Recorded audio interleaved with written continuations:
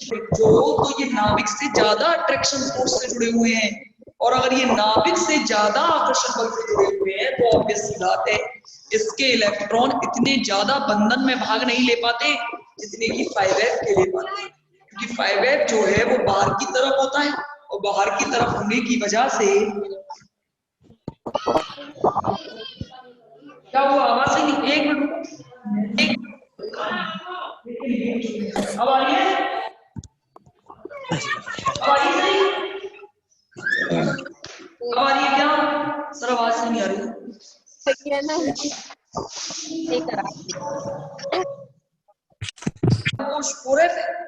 लेकिन इसके free electron हमें नहीं मिल पाते, क्यों? क्योंकि ये अंदर की तरफ उपस्थित होता है, और अंदर की तरफ उपस्थित होने की वजह से नाभिक से ज्यादा आकर्षण बल से बंधा हुआ है, और अगर ये नाभिक से ज्यादा आकर्षण बल से बंधा हुआ है तो इसके इलेक्ट्रॉन फ्री तो होंगे नहीं, इसीलिए बंधन बनाने में भाग नहीं ले पाते।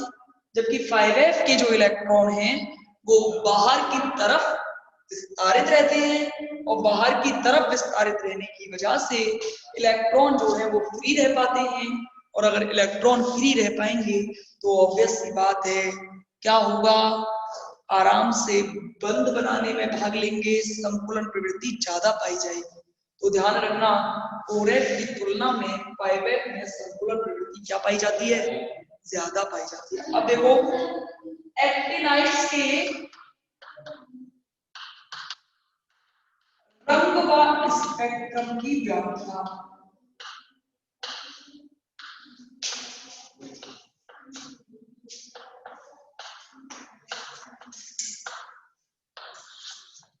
एक्टिनॉन्स के रंग व स्पेक्ट्रम की व्याख्या मुझे बताओ, रंग के लिए चाहिए क्या,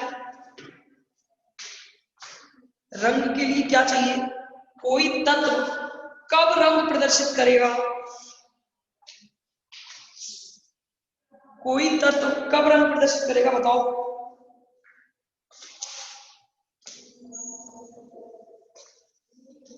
कोई एलिमेंट, हाँ वेरी गुड, फ्री इलेक्ट्रॉन जब होंगे। देखो याद होगा मैंने आपको संक्रमण तत्वों में भी बताया था कि जिस प्रकार डी ट्रांजिशन के अंदर डी कक्षक जो होते हैं, पांचों डी कक्षक जो होते हैं वो T2G और EG में विभक्त हो जाते हैं, किसमें विभक्त हो जाते हैं, T2G और EG में विभक्त हो जाते हैं। जिस प्रकार तो देखना होगा क्या, ये मेरा T2G कक्षक है और ये मेरे EG कक्षक है, ठीक है। T2G और EG कक्षकों में होता क्या है, मानो यहाँ पे मेरा कोई अयुग्मित इलेक्ट्रॉन है, वो एनर्जी को एब्जॉर्ब करके कहाँ जाएगा, EG कक्षक में जाएगा। एनर्जी को एब्जॉर्ब करके जब EG कक्षक में जाएगा तो वापस एमिट करेगा, ऊर्जा का उत्सर्जन करेगा, और ऊर्जा का उत्सर्जन जो है वो दृश्य क्षेत्र में होता है, और दृश्य क्षेत्र में ऊर्जा का उत्सर्जन होने के कारण हमें रंग प्रदर्शित होते हैं, ठीक है, ये चीज पता है। लेकिन आप देखो बिल्कुल सेम वही तो प्रोसेस है, यानी कि कहने का मतलब क्या है, F में 7 कक्षक होते हैं, यानी कि कहने का मतलब आपने सारे के सारे F देखे हैं, सब में अयुग्मित इलेक्ट्रॉन पाए जाते हैं। जिस प्रकार डी ट्रांजिशन की वजह से रंग प्रदर्शित होते हैं, उसी प्रकार F ब्लॉक एलिमेंट्स में F ट्रांजिशन से भी रंग प्रदर्शित होते हैं, यानी कि F के इस प्रकार से 2 कक्षक होंगे, और इन 2 कक्षकों में से नीचे वाले कक्षक से जो ऊर्जा का अवशोषण करके इलेक्ट्रॉन ऊपर वाले कक्षक में जाएगा, और जब वो वापस लौटेगा तो ऊर्जा का उत्सर्जन दृश्य क्षेत्र में करेगा, जिसकी वजह से क्या होगा, रंग प्रदर्शित होगा।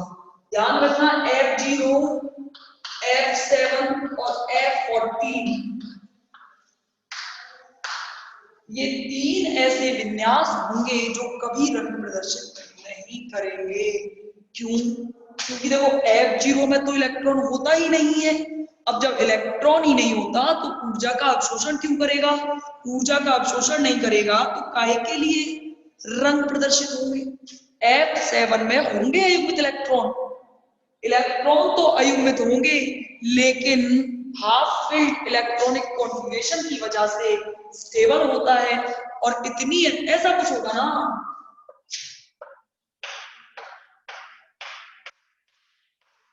हाफ फील्ड की वजह से सोचो इस कितना स्थायी विन्यास है, और स्टेबल कॉन्फ़िगरेशन की वजह से कितनी ऊर्जा देनी पड़ जाएगी कि इस इलेक्ट्रॉन को कहां पहुंचाना पड़ेगा। इलेक्ट्रॉन को ऊपर पहुंचाने के लिए इलेक्ट्रॉन जब तक ऊपर नहीं जाएगा रंग प्रदर्शित नहीं करेगा, ऑब्वियस सी बात है। तो देखो ये कितना स्टेबल कॉन्फ़िगरेशन है, और अगर ये स्थायी विन्यास है तो नॉर्मल ऊष्मा का अवशोषण करके तो ऊपर जाएगा नहीं, और हम इतनी एनर्जी इसको दे नहीं सकते कि ये हमारे पास है ही नहीं इतनी एनर्जी, हमारे पास इतनी एनर्जी ही नहीं है कि इस कॉन्फ़िगरेशन को ब्रेक कर सके। और अगर इस कॉन्फ़िगरेशन को आप तोड़ नहीं सकोगे तो ऑब्वियस सी बात है रंग प्रदर्शित नहीं होगा। F14 में तो पता ही है आपको, एक भी इलेक्ट्रॉन अयुग्मित होता नहीं है, और इलेक्ट्रॉन अयुग्मित ना होने की वजह से रंग प्रदर्शित नहीं होता है। समझ गए? F संक्रमण की वजह से F ब्लॉक एलिमेंट जो है वो रंग प्रदर्शित करते हैं, इनमें रंग पाए जाते हैं। F0, F7 और F14 विन्यास, तीन विन्यास ऐसे हैं जो कि रंग प्रदर्शित नहीं करते, क्योंकि F0 में तो इलेक्ट्रॉन होता ही नहीं है, F7 में स्टेबल कॉन्फ़िगरेशन पाया जाता है, स्थायी विन्यास पाया जाता है, F14 में युग्मित इलेक्ट्रॉन पाए जाते हैं, और युग्मित की वजह से अयुग्मित इलेक्ट्रॉनों के ना पाए जाने की वजह से ये रंग प्रदर्शित नहीं करते हैं। ये तो था आपका, एक मिनट, इसमें अभी एक दो टॉपिक और रह रहे हैं। तो परा यूरेनिक तत्व रह रहा है, अल्ट्रा यूरेनिक। पता है अल्ट्रा यूरेनिक तत्व का मतलब क्या है? यूरेनियम के बाद आने वाले सभी तत्व, देखो समझना, थोरियम और प्रोटोएक्टिनियम ये तो कृत्रिम रूप से मिलते हैं, थोरियम, प्रोटोएक्टिनियम और यूरेनियम, ये तीन तो आपको कृत्रिम रूप से मिलेंगे, सॉरी प्राकृतिक रूप से मिलेंगे, प्राकृतिक रूप से मिलेंगे। लेकिन यूरेनियम के बाद आने वाले सभी तत्वों को हम लैब के अंदर बना सकते हैं। क्या कर सकते हैं? यानी कि उन्हें कृत्रिम रूप से संश्लेषित किया जाता है। इसीलिए यूरेनियम के बाद आने वाले सभी तत्वों को क्या कहते हैं?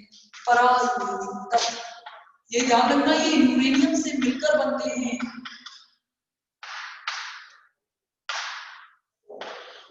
यूरेनियम से मिलकर इन्हें बनाया जाता है, इसीलिए इन्हें परायूरेनिक तत्व कहा जाता है। क्योंकि परायूरेनिक तत्व मैं भी कराऊंगी आपको, तो कल की क्लास में इस पर डिस्कशन करेंगे ढंग से। मैं इसमें पढ़ना पड़ेगा मुझे एक बार, कुछ चीजें छूट रही हैं इसमें से। अब देखना, अच्छा अब देखिएगा भाई, आगे चलते हैं super heavy elements.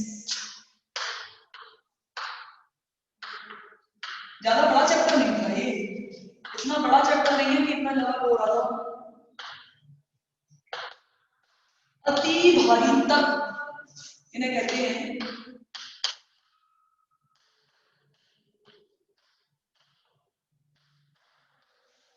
Super heavy element, अति भारी तत्व। देखो अच्छा एक चीज बताओ, पीरियोडिक टेबल के अंदर सबसे ज्यादा स्टेबल वर्ग कौन सा है? सबसे ज्यादा स्थायी, सबसे ज्यादा स्टेबल वर्ग कौन सा है?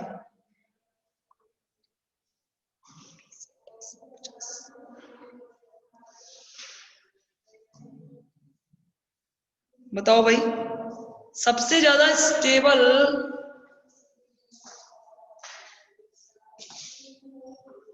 देखो भाई, अक्रिय गैस 18वां वर्ग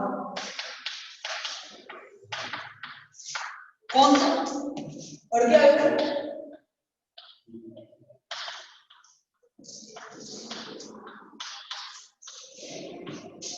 helium, neon, argon, krypton, xenon क्योंकि इनका अष्टक पूर्ण होता है और अष्टक पूर्ण होने की वजह से इन्हें आवश्यकता ही नहीं है। लेकिन आपने पढ़ के आए हो फर्स्ट ईयर में कि जीनोन के कंपाउंड जरूर होते हैं भाई। जीनोन को नील बार्टलेट नामक वैज्ञानिक ने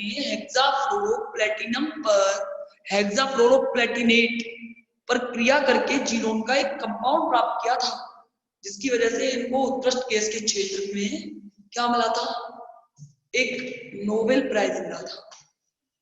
ये अक्रिय गैसें जो हैं ये कभी भी अन्य वर्ग के तत्वों से क्रिया करती नहीं है, इसलिए इन्हें तो अक्रिय गैस कहते हैं। यानी कि ये सबसे ज्यादा स्थायी है।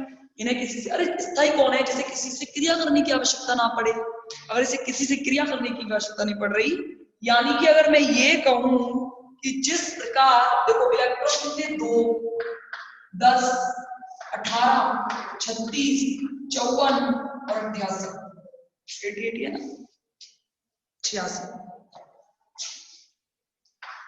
देखो जिस प्रकार पीरियोडिक टेबल में 2, 10, 18, 36, 54, 86 वाले इलेक्ट्रॉन वाले तत्व यानी कि इलेक्ट्रॉन वाले कोष सबसे ज्यादा स्थायी होते हैं, उसी प्रकार अगर रेडिएशन केमिस्ट्री, रेडियो केमिस्ट्री के क्षेत्र में बात करें तो कौन कौन से प्रोटॉन वाले 2, 8, 20, 28, 50, 82, ध्यान समझना।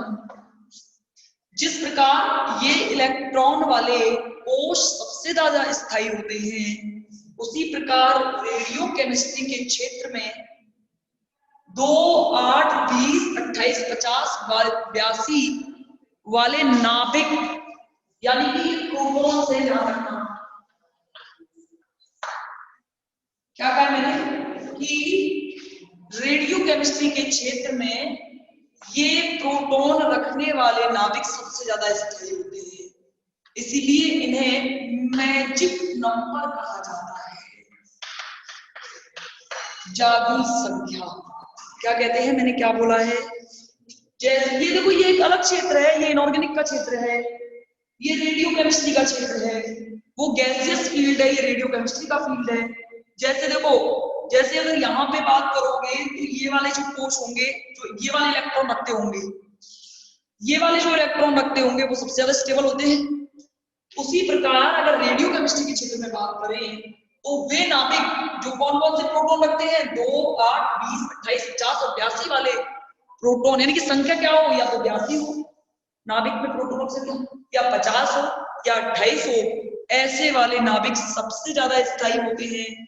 इसलिए ध्यान रखना, इन संख्याओं को या तो स्थायी संख्या या इन्हें मैजिक नंबर कहा जाता है। ध्यान रखना कि परमाणु संख्या 114,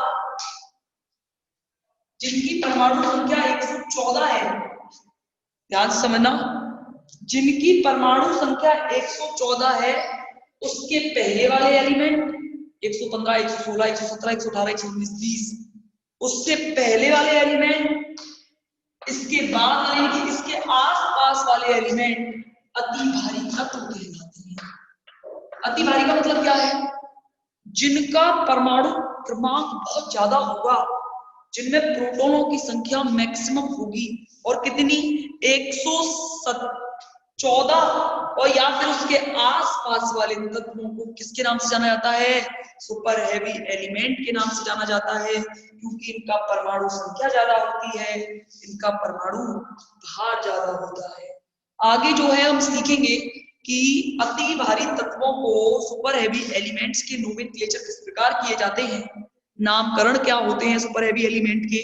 इसके बाद यूरेनियम से नेपच्यूनियम और इनका पृथक्करण देखेंगे, कौन कौन सी विधियां हैं, और विधियां करने के बाद में कुछ टॉपिक जो मुझे लग रहे हैं कि इसमें इंपॉर्टेंट है और रह गए हैं, उसके बारे में हम अच्छे से इसके बारे में स्टडी करेंगे कि क्या होता है, कैसे होता है। इसके बाद में कल नहीं तो परसों सैटरडे ये यूनिट खत्म हो जाएगी। इसके बाद स्टार्ट होगी आपकी 4th यूनिट, जिसका नाम है ऑक्सीडेशन रिडक्शन। ठीक है, पढ़ लेना, पढ़ते रहोगे। ठीक है, जाऊं मैं।